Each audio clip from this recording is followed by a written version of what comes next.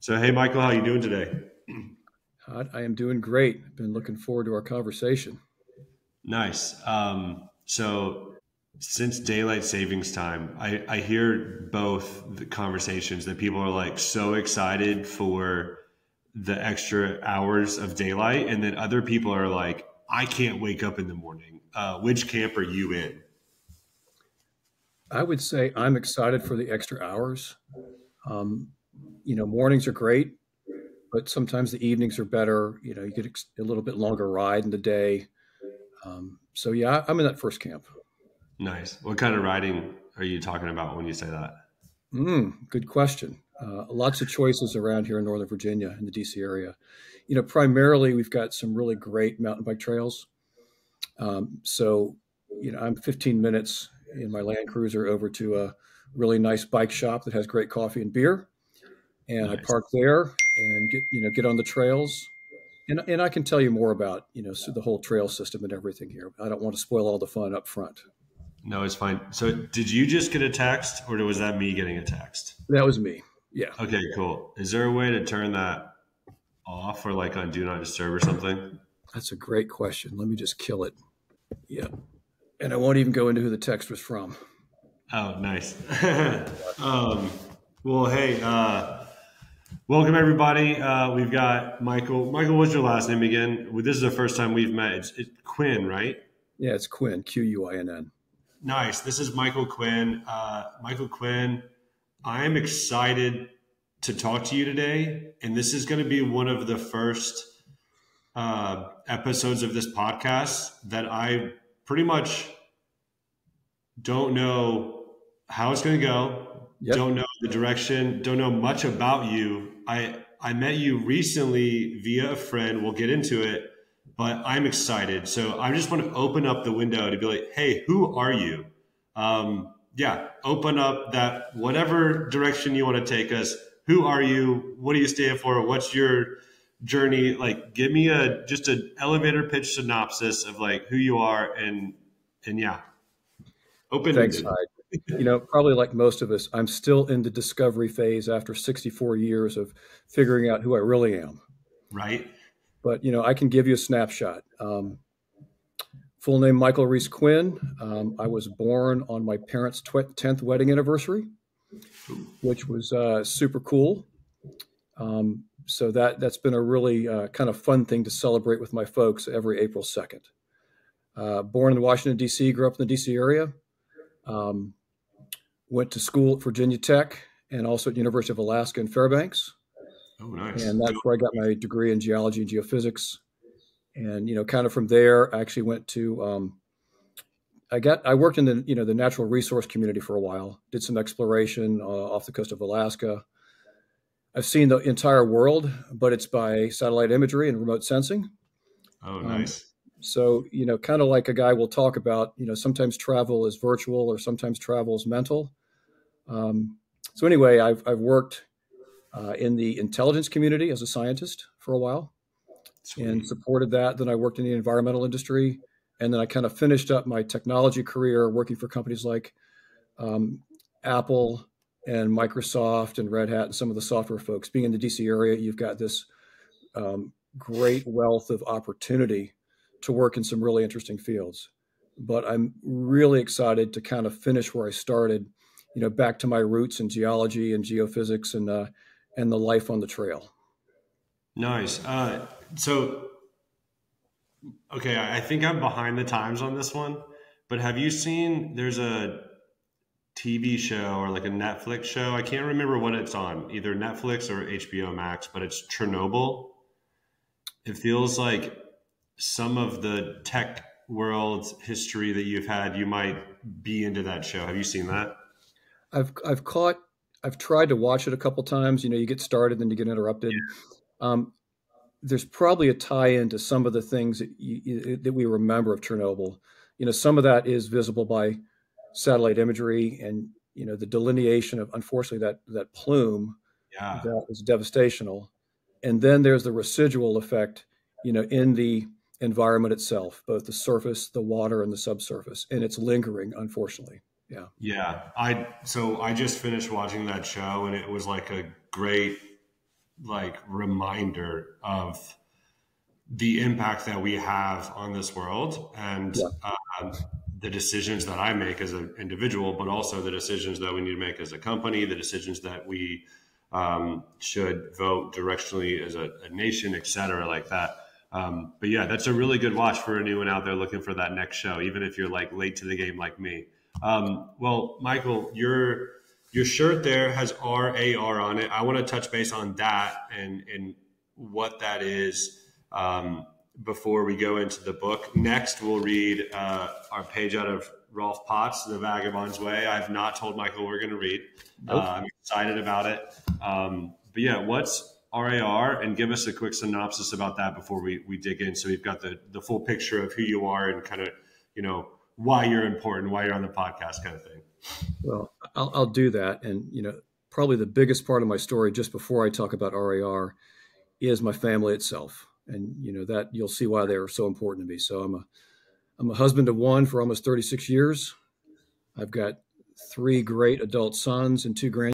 So Root and Rock Adventures is kind of my personal creation, both as a personal brand and as a platform to really dig into story, community, and gear that really supports the exploration of beauty and the journey found on the trail.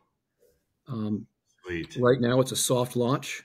It's just me. I've got some other folks that have great backgrounds in travel and in outdoor activity, and some great partners that are on the website already, and you guys being a big part of that. And we'll talk more about that. And the second part, Root and Rock Adventures, was really born out of my cancer journey. So I started out, and I can talk about that. It's an important month because this is the month of colorectal cancer awareness, and that happens to be the kind of cancer I've been dealing with. But we'll touch on that. So yeah, it's a fun site. It's a personal brand. It's about story and community and gear. And it really started out as trailstories.org, where I could just write and I could help process my own personal journey. Probably, Hyde, I'm sure you've got either yourself or friends that find storytelling or writing to be therapeutic.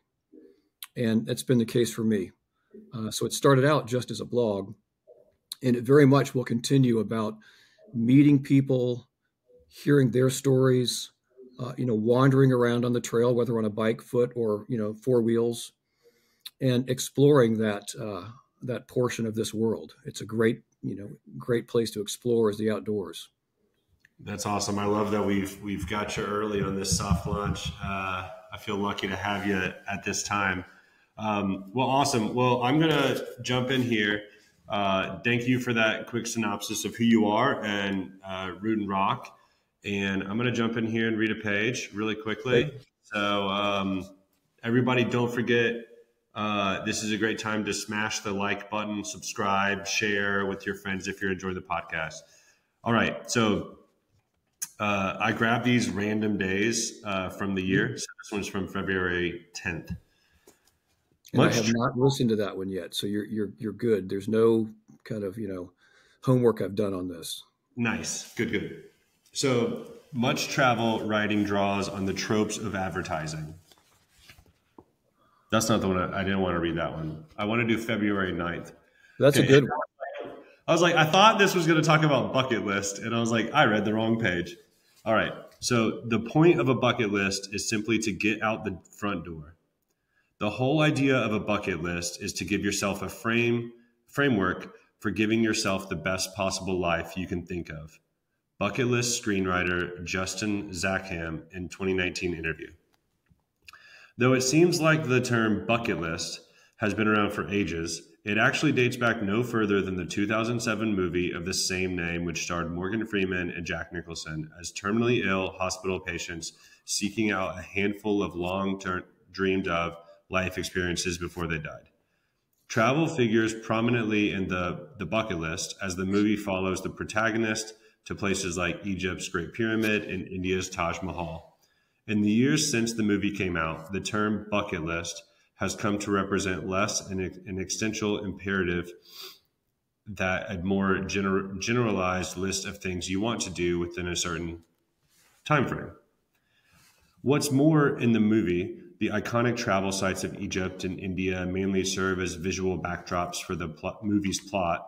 In real life, the Egyptian and Indian cultures that lie beyond Giza and Agra offer far more rewards than what can be found at famous monuments.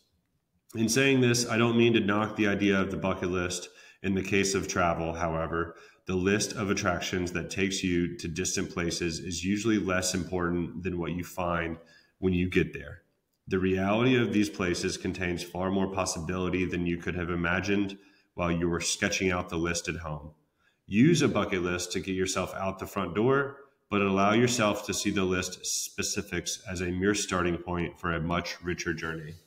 So, question number one here, anything that resonated with you, like just right off the bat, before I asked a question, anything jumped out off the page there for you?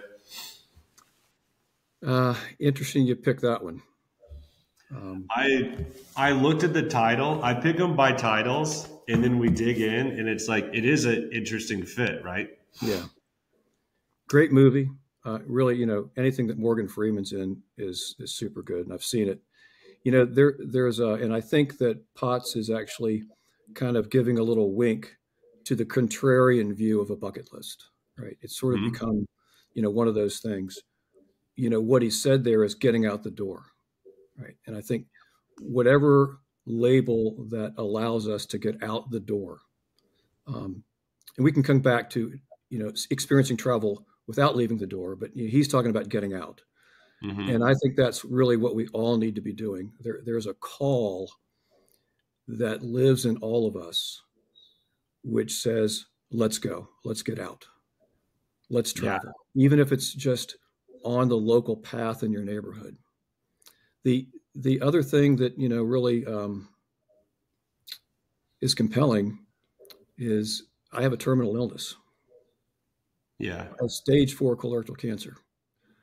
So that hit home and that jumped out to me. Yeah. And I'll let that sit in just for a minute. But because of this illness that I've got, and because of that thought of a bucket list, that's exactly why I'm living the lifestyle that I'm doing right now. Daily adventure, daily travel, even if it's just out of my front door.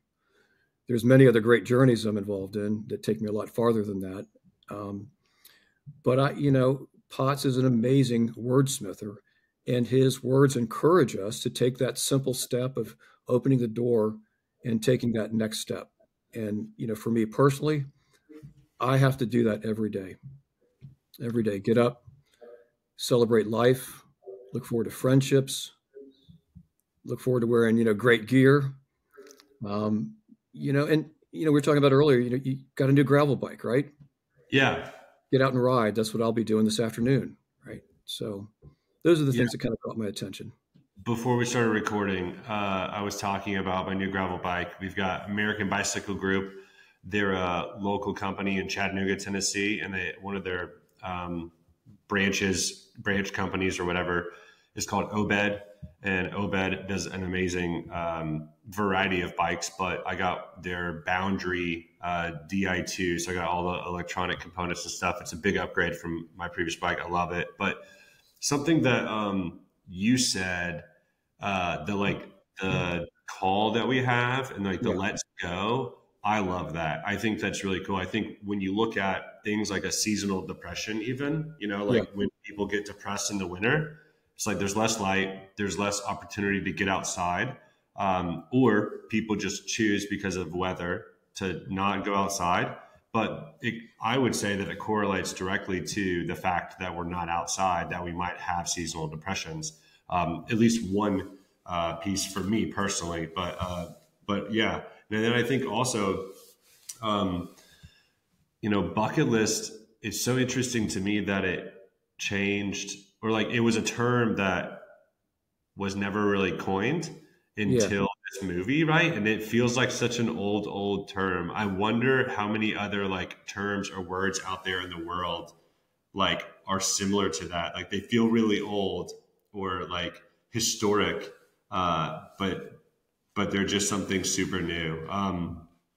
Those were kind of my thoughts from it. I do want to ask, my one question was, or my first question was, have you had like, what's your first memory of creating a list of things you wanted to do, similar Hmm. to a bucket list? My first memory of creating a list of things I wanted to do. I'm probably I'm probably Or really inconsistent about list making. Um, a good memory of that would have been when I was getting ready to go in high school. I had a bunch of friends that worked with the Appalachian Mountain Club up in the White Mountains of New Hampshire. And I was going to get up there. They were working up there. I'd come up as a volunteer. We would take the train out of DC up to Montpelier, Vermont, then find our way up into, White River Junction, and then get up into the Whites. And I was going up by myself this time via the train.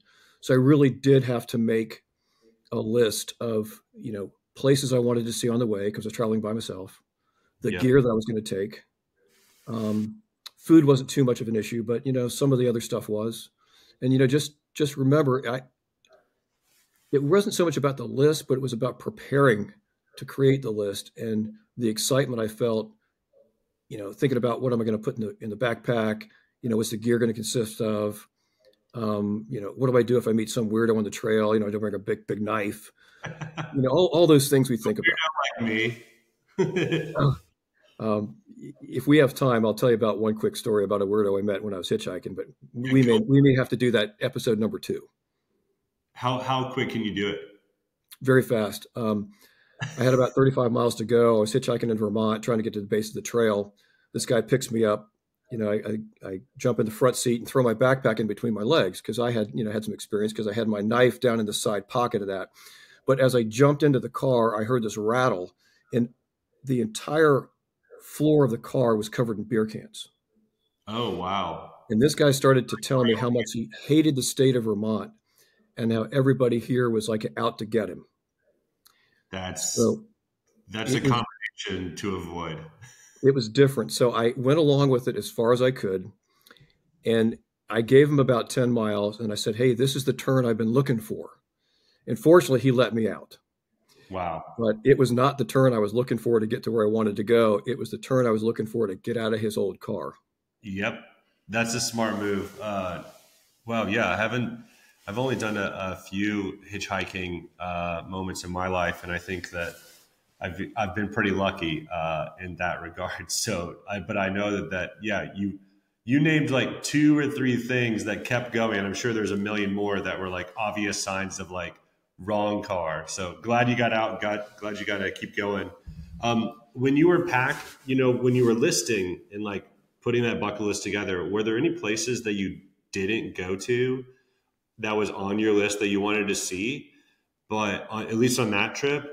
Or were there places that didn't make the list that if you had to rewrite the list all over again, you would put it number 1 or like up top because you just happened to get like, as the book talked about, like sometimes it's not the items on the list that really make the journey. Great question. And there's a lot to unpack around that. I'll try to keep it I feel like I brief. asked 2 questions at once too. So Well, so you said, what didn't make the list, or if you started something, what did you discover?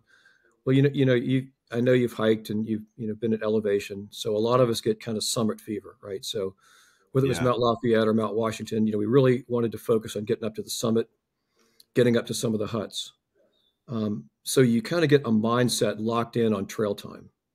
The pace of Mhm. the trail. Getting up there, you pass a few things, grab a couple of pics on the overlooks. If I had to do it all over again, I would spend a lot more time around water and the rivers. There were some great rivers that were like right, a quarter mile away, or, even just crossing the river. I would spend more time, walking those rivers and maybe doing some fishing. Um, that would be one thing that I would do differently, is to just be a little bit more relaxed, not have a deep, steep agenda in front. The other thing I probably would do differently is I wouldn't have volunteered. Um, there was a friend who brought one of the girls with them, and they would pack food from the road up to the camps. That's how you got food up there. And they Yeah. had these old style wooden frame high packs. And I picked that thing up and put it on. and it about killed me. And I was not about to admit that, my legs couldn't support that, and she just crushed me. So I would have done that differently. Wow. That's pretty gnarly. Yeah. Thinking about the support that sometimes adventures require, and then the fact that we get to be a part of certain things with these support is like super rad. I Yeah. just love that idea. Um, Sweet. So I'm going to shift gears here a little. You've talked about gear list. You've talked about a couple of adventures that you've been on and like things like that. And I'm curious, like, how did you hear about TEREN? And like, how did you hear about TEREN and our gear? And what about it? Like, what's your favorite piece of gear, or kind of what's the, yeah, I'll stop asking double questions eventually in this podcast, but yeah, Actually, you're doing pretty good. Usually people ask about triple or, quadruple questions. So I think your 1 to 2 they're very clear. nice.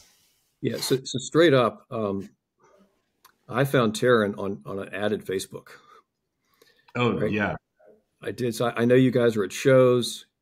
I'd kind of seen the brand before, like at, some of these expos, outdoor expos, you look at the list of partners, who's going to be there. And so so when I saw it on Facebook and then I saw a couple of the features of, some of the gear, I'm like, that's cool. So that's, your marketing's working. As you know, I do own 1 or 2 pieces of your gear, how many pieces do you own? 12 maybe. I think that's right. I think you have. Well, I just got 3 more that I've got to actually, I have the shirt you're wearing, but I need to go up from a medium to a large. It was just a little too. I still have a bit of athletic cut left, and anyway, so that would be 15. Okay, sweet. Yeah, So what was the first piece? Was the first piece of pair of pants?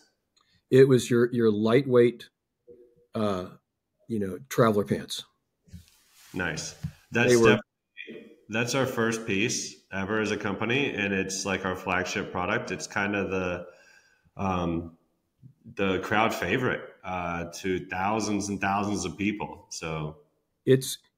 I probably have, you know, probably 4 or 5 of those.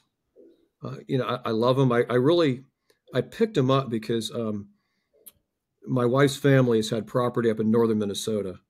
We celebrated 100 years of Taylor's Island. It was an island her great grandfather acquired by paying off debt of the guy that owned the property. So he went to town, paid off all the, like the lumber mill and the, hardware store, and picked up this island. But if you have ever been in Minnesota, it's got lots of water, um, a variable climate. One day it could be 82, the next day it's 42, and it could be raining. So I really got these so I could fish. And when you own property, you have to work. So I married into a German family. So their idea of fun is a 3-letter word called work. Or that's a 4-letter word. Sorry. Um, so they were fabulous because I could wear them fishing. I could wear them, cutting chainsaw. They dried quickly. They didn't bind. Just great gear. And, they pack light too. nice. What's like, if you had to name one thing, what's the favorite one feature or design principle or whatever about those? So both on the daily driver pants plus those lightweight travelers, uh, there's one thing is highly personal for me, and the other is just sort of a thing I discovered. So first of all, I really mean this. The fit for me is perfect. It is the way it hits the hip line, and it's kind of right below the navel, and the fit is incredible. So there's not going to be one thing hide. I'm going to answer your single question in multiple responses. Okay, fine. I'll So let you will. yeah, go for it. So the fit number one is fabulous. Um, that daggone magnet is phenomenal. I know you even put out like a query a while back on social media. What about the magnet? Should we go to buttons? The magnet for me is awesome, partially because part of the side effects of chemotherapy on my hands make it really freaking hard for me to use buttons. Mm. So I can, I can snap that thing and, use the drawstring or not, put a belt on it. So that has been a lifesaver for me, really reduced my frustration, plus, trail tricks, people say, well, how do your keys stick to your belly button? So Yeah, that's one of the things that when we designed that, it wasn't, and like we talked about this like a couple weeks ago on the phone. The magnet wasn't designed for that benefit for your specific scenario, right? right. But the more and more that we grow and like more different types of people find out about us, and more, customers we have, the more we learn about the magnet being such a, like a, Well, for like better words, like a medical benefit to people with various different, um, situations or yeah. details of life, I guess is the, I don't know how to say that exactly, but it's really cool to hear that firsthand, and really exciting that something that some idea that we had that was like, we want our pants to button themselves. Those, Yeah. what original It's sort of idea. an unintended consequence, but it really is what you could call it is adaptive technology. It Yes. helps people adapt that have limitations. And, part of the thing beyond the magnet is just the fit. So one of the results of my journey with cancer is in 2018, when I went to Hopkins and I had all the plumbing taken out. I had colorectal cancer. The warranty had run out on all the parts. So, I opted for an ileostomy. And what that means is they took all the plumbing out. And so today I've lived a very, very active, healthy lifestyle. People call them bags and pouches, but it's kind of like having your thumb sticking out of your abdomen. And then I wear a pouch on top of that. And there's a great product called the Stealth Belt, which keeps everything above the belt line. So I really do mean this, Hyde. The pants, along with that Stealth Belt, allow me to function like a normal guy. I can water ski, fish, hunt, bike. I hate running, so I won't run. Um, yeah, it really has made all the difference in the world, and that's why I own so many of those. The daily drivers are fun, just phenomenal. So that's a big reason for me. Man, that's awesome. That's awesome to hear that, like you said, like, It's adaptive, adaptive. What was the second term there? just adaptive technology, right? I mean, if you're gonna, Hearing that, that's awesome. I think it's like like not a consequence, but like a unexpected benefit, yeah, like this is cool. And that makes us feel really good too, that we're out there, as, companies you want in personal beliefs. Like for me, I'm getting people gear that they can purchase less gear, create less waste, because our gear is like antimicrobial. It's, you can wear it for multiple uses. It's long lasting. It's durable. Like, so we're creating less waste. But also as a company selling clothing, like we're creating things that sometimes eventually end up like, becoming waste in the long-term scheme of things, right? Just yeah, by sheer nature of existing. But like stories and things like that, like, really, give some more purpose to us as a brand, to keep pursuing what we're doing for these, unintentional benefits. So that's super rad. I want to circle, around that for a second. Like, I know that your root and rock, you've talked about it as like this next chapter of life for you to like get out and get connected, to the trail and such, and how it's like, you're in this like soft launch phase, but like, how do these two things connect? Like your cancer experience and then your pursuit to do this with our RAR. Do you call it RAR? I do. Nice. I like that. Yeah, RAR. The buddy that came to see you guys out of Chattanooga, that Steve Smallman, that runs the design firm 15.4. We really worked on the brand, right? And we looked up a bunch of different alternatives, and really came out with kind of that whole RAR versus root and rock. And so far the brand is really catchy. We did some marketing experiments just to wear a shirt that says RIR on it, and so many people, what's that, right? Just RIR. What does that mean? Yeah, right. Yeah, so that's the brand. But the question is if I remember it correctly, was the link between kind of my present day health journey, right, and Root and Rock Adventures. Um, Yeah, so first of all, look, we all know this if we're watching this podcast or if we're wearing your gear or if we're on a gravel bike or a mountain bike, being outdoors allows us to tap into healing properties of nature, right? It's present absolutely. when we're outside. When we're engaged with the natural creation, it taps into something very deep in our souls, and it brings, to me, it's brought healing and resiliency. It's brought perspective, and so that my journey, um, as now a cancer patient for the second time, is very complemented by the things that I'll be doing with story and community and gear as part of Root and Rock Adventures. Right on. They're really for me anymore. I made a choice when I got this second diagnosis 2.5 years ago. It's about how am I going to spend my time? Who am I going to spend my time with? Right? Outside of the family and the people that I love. So I've made a deep commitment to two communities, and one is the outdoor community. I like the people; they're great, they're different. I love their spirit, and a lot of us that spend time outdoors, we are personally challenged for many, many reasons. Either a loss of a family member, a health experience, ADHD, like Potts writes about that wanderlust. We just got to be out. Yeah. Um, yeah. The second community is music, and that's always been a part of my life, but we can talk about that later. But yeah, so it's deeply connected between my health journey and the journey that I'm experiencing now with Root and Rock Adventures. Yeah, I think for me, like just a simple way to describe it, like being outside is my church.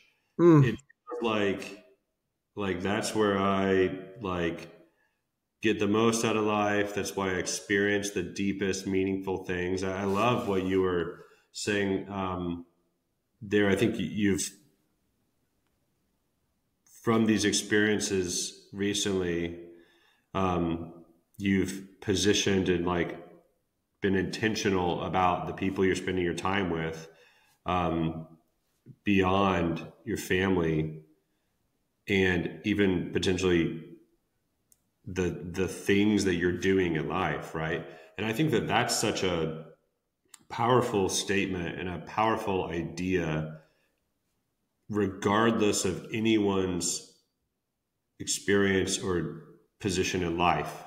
yep. Like right now, I think like even with like a booming technological advances and the fact that we're having this podcast and we're filming it, in two different locations and all that jazz, like It's good the stuff. yeah, it's good stuff, but also like the better stuff has been around for a long time and it's out there. And we're stoked to have you in the outdoor community. As you said, you like all those people and feel welcome. I agree too. We love to be in this space and this, we're an adventure travel gear company, but it's rooted in the outdoors. And all the outdoor adventures you get to experience, whether it's traveling, walking out the door, Yep. or if it's flying across the world. So that's a really awesome point to land on. I think, yeah, I feel real good about that, and it's motivating to get out and keep going and keep doing.